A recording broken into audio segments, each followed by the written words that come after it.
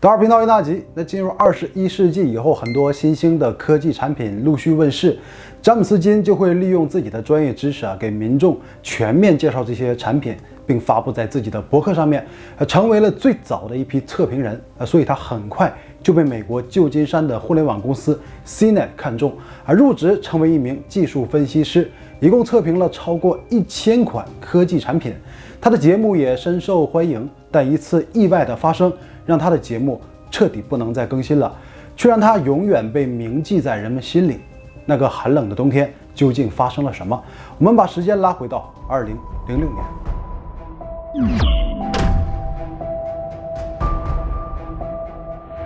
2006年11月27日星期一，詹姆斯本应结束长假回到公司，但他却没有出现。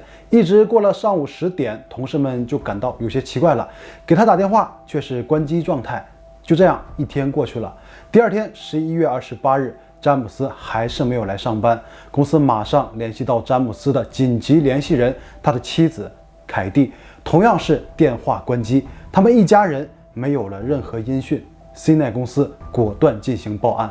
詹姆斯金出生于1971年，1999年28岁的他和比自己小5岁的妻子凯蒂结婚，妻子从西雅图搬到了旧金山，开始了新的生活。凯蒂在这儿开了2家精品商店，两人又生下2个女儿。詹姆斯一有时间就会去帮忙妻子照料生意。随着他们的共同努力，他们的家庭已经有了一定的积蓄。对此，詹姆斯心怀感恩，非常感谢妻子随他搬到了旧金山，也感谢他为家庭的所有付出。那每年的感恩节，他都要带妻子回到西雅图老家，和岳父岳母一起度过重要的节日。2006年的感恩节，詹姆斯从11月17日开始有10天的假期，从旧金山到西雅图的飞机大概是2个小时。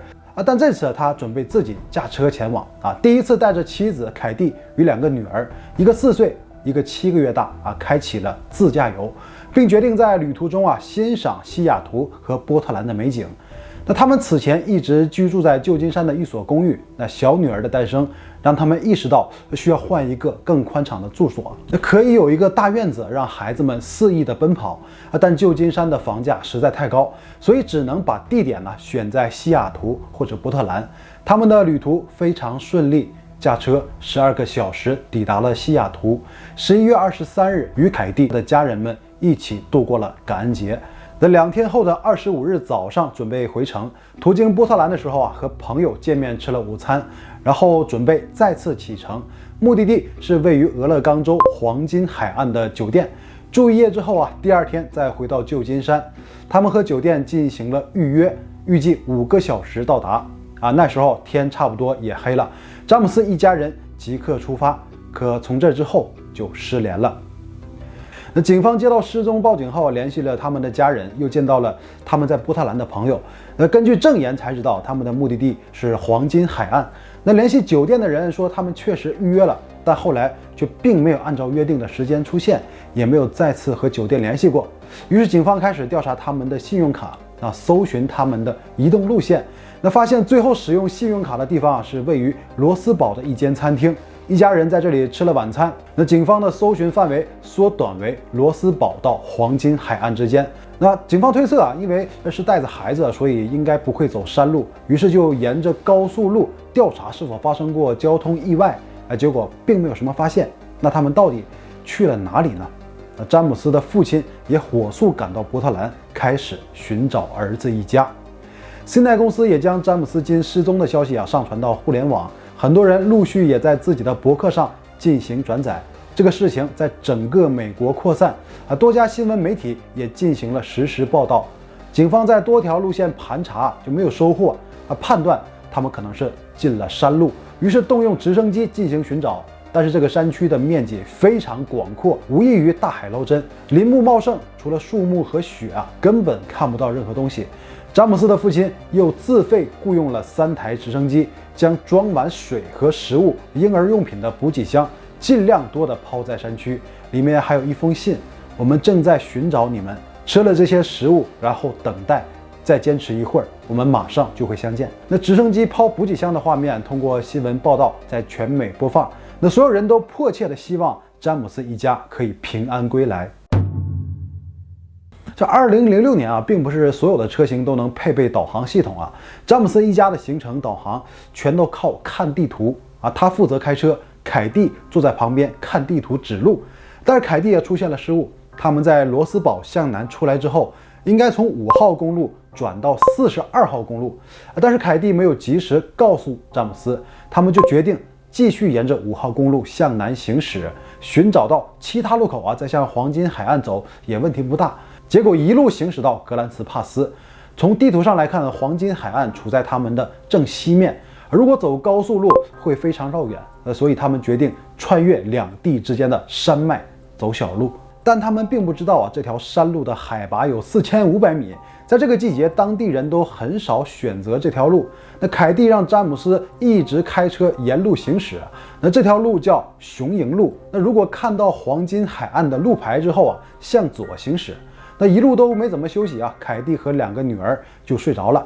但1个小时过后，睡梦中的凯蒂感觉车速不断慢了下来。她睁开眼睛看了一下，2个女儿还在睡觉，而窗外面的雪已经下得很大了，周围非常寂静，山路非常狭窄，而且没有围栏，所以詹姆斯开得非常慢。路上一直都是看不到任何其他车辆，那感觉有些奇怪的凯蒂问詹姆斯，那是不是已经就错过了那个路口？但詹姆斯回答说他开得比较慢，应该不会错过。可实际他并没有认出那个岔路口，本应该按照凯蒂的说法向左，但他却走向了右边，直接导致他们彻底走进了一条死胡同。他们进入了一条只在夏季开放的观光路线，进入秋冬之后就会马上关闭。本应该在岔路放置一个栏杆，用于阻挡外来车辆进入但就巧在当时栏杆已经损坏，所以是敞开的状态，根本就注意不到。结果詹姆斯驾车进去之后，路况变得越来越糟糕，并且变得越来越窄，一直到只够1辆车行驶。车辆一直在山路上盘旋，不断深入，但没有出现别的路或者是村落眼看天已经黑了，可仪表盘上所剩的油量已经不足够再返程，所以只能孤注一掷，继续向前行驶。或许下一个转弯过后就能看到人家或者是加油站，但现实非常残酷。随着一次次的失望，他们的燃油即将消耗殆尽，夫妻2人开始变得焦虑。继续行驶了15公里过后，眼看油箱已经见底，路却断了，他们才发现这是一条死路。而此时他们的手机在深山中完全没有信号，所以他们没有办法进行求助。凌晨2点，零下10度，詹姆斯和凯蒂意识到危险了。詹姆斯开始寻找车里所有吃的东西，只有一点婴儿的食物和几瓶水、几包饼干。他们相信家人联系不到他们的话，就会马上报警的。那现阶段能做的就是等待救援，所以他们打开了车里的暖风，抱着2个女儿在车里过夜。2人几乎一夜无眠。那眼看着外面的雪下得越来越大，车窗已经完全被覆盖。等到早上打开车门出来，外面一片白雪皑皑。根据气象厅数据，当天降雪厚度有18厘米，还伴随着大风。之后气温开始逐渐走低。詹姆斯不断长时间在车内鸣笛，希望能够有人听到，但却都是徒劳。他真的开始担心了，因为4岁和7个月大的女儿是经不起这种折磨的但他们转念一想，这天正是周日，那山上如果有工作人员，应该是休息了。那只要到了明天，或许就能够收到回应。而且第2天也是自己该去公司上班的日子如果没有出现，那公司也一定会报警的。他们不断安抚着2个小女儿又度过了漫长的一夜。可是到了星期一，什么都没有发生。詹姆斯间歇性的把车启动，打开空调，给一家人取暖。周围只有死一般的寂静。随着燃油即将耗尽，恐惧感也愈发强烈。星期二，食物快吃光了，凯蒂只能给2个女儿同时喂养母乳。寒冷的环境下，孩子们再也无法控制情绪，不断的哭嚎。詹姆斯夫妇只能继续保持生还的希望。星期三，因为太久没有进食，所有人都变得很虚弱，孩子们的哭泣也变得有气无力，并且不断发抖。詹姆斯拿出了汽车备胎，又在车里搜集一些可燃物，放到备胎中间点燃，让家人到火边取暖。备胎也被点燃，后续捡来的树枝都是湿的，没等燃烧起来，火就灭掉了。一直生活在城市里的他们，对野外生存的了解是很有限的，更多的是无助和慌乱。汽车已经没油了，也无法再次启动。从现在开始，他们只能在黑暗中抱紧女儿，对抗寒冷。虚弱、寒冷、恐惧让每一分钟都变成了煎熬。星期四，凯蒂对詹姆斯说：“如果2个女儿死在这里，我会选择和她们死在一起。”而此时，他们失踪的消息已经被全美播报，救援队伍也已经开始进入排查搜救。詹姆斯也非常确信这一点，所以不能被动，必须发出信号。他卸下了汽车的4个轮胎和车上所有可以燃烧的物品，包括女儿的毛绒玩具。点燃之后，一大片黑色的浓烟升起。他相信，如果救援队伍就在附近，一定可以看到，这是他们最后的希望之火。他们开始等待，为了解渴，只能喝雪融化后的水。詹姆斯在山里扒下的树皮，采一些不认识的果实给家人果腹。1天过去了，奇迹没有出现。救援队伍和詹姆斯父亲扔下的补给箱都离他们太远了。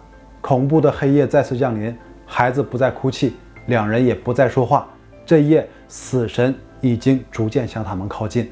那星期五早上，詹姆斯告诉凯蒂，他看到地图上几公里外似乎有一处村庄，他决定走出去寻找救援，预计2个小时就能走到，然后再带人回来。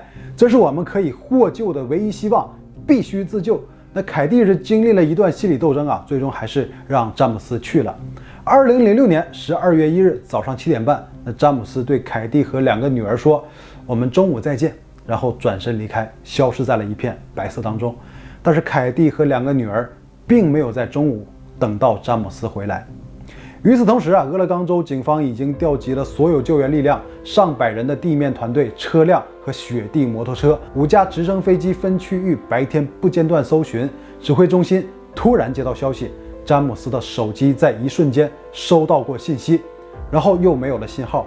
然而就是这一瞬间的信号出现，就足以锁定他所在的区域了。所有的直升飞机全都奔向格兰茨帕斯西北方向的那一片山区 Bear Camp。2006年12月4日，星期一，被困9天，詹姆斯走后第3天，凯蒂突然发现了从头顶飞过的直升飞机，他拼命挥舞手中的雨伞，飞行员慢慢降低飞行高度，母女3人得救了。凯蒂一开始不断哭泣，他问救援队：“一定是詹姆斯出去之后找到了你们，对吧？”所有人先是疑惑，然后坦诚地说：“还没有人找到詹姆斯，救援工作还没有结束，但是我们不会放弃任何希望。”凯蒂的内心又陷入了不安。那2天前，詹姆斯独自离开，朝他们来的原路返回。然而他不知道啊，他的判断依然是错误的。他认为的距离4公里的村庄，实际距离是24公里啊，期间要翻越2座大山才能够到达。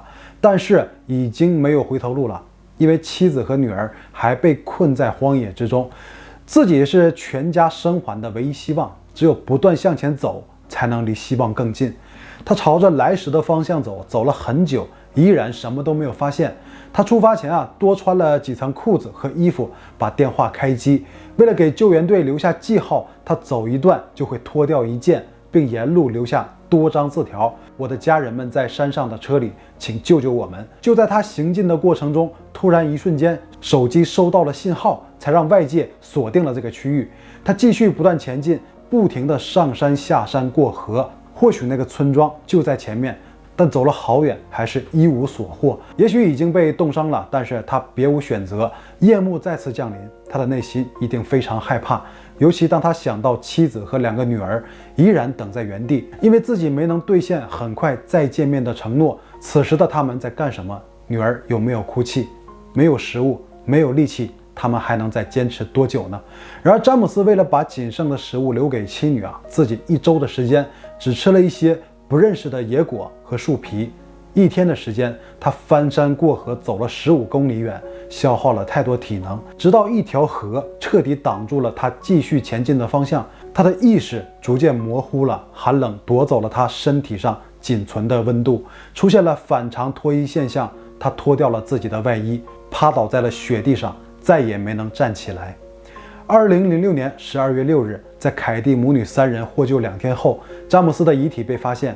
他的离世太过遗憾，让整个美国陷入悲痛，以至于第2天的新闻发布会，2位警官在宣读他事迹的时候，几度陷入哽咽，无法进行。崎岖的地形、恶劣的天气，即便是正常人在这里走上一天都会筋疲力尽。很显然是有很强大的动力在支撑詹姆斯前进。他最终还是拯救了家人。俄勒冈州救援队表示，詹姆斯的手机信号对搜查起到了决定性的帮助。如果他没有做出最终的决定，很难想象事情的后果。尽管詹姆斯没能幸存，但他深爱的家人却因为他的献身得以重生。同事、亲人、朋友也都为他追思，民众在他们的商店门口摆满鲜花。詹姆斯和凯蒂的家人向俄勒冈州提起了诉讼，因为在雄营的危险路段没有设置路障。为了预防遇险案件的再次发生，那条山路附近数英里的地方设置了大型路标和路障。美国还为詹姆斯一家发起了援助基金。那詹姆斯的家人决定将这些钱用为教育资金，以帮助旧金山公立大学的学生们。詹姆斯的逝去是一场悲剧，而家人平安获救和避免了更多悲剧，这是属于他的胜利。那今天的故事就到这里了。那好了，以上就是本期的所有内容，到最后别忘了点赞、订阅、打击，谢谢你了，拜拜。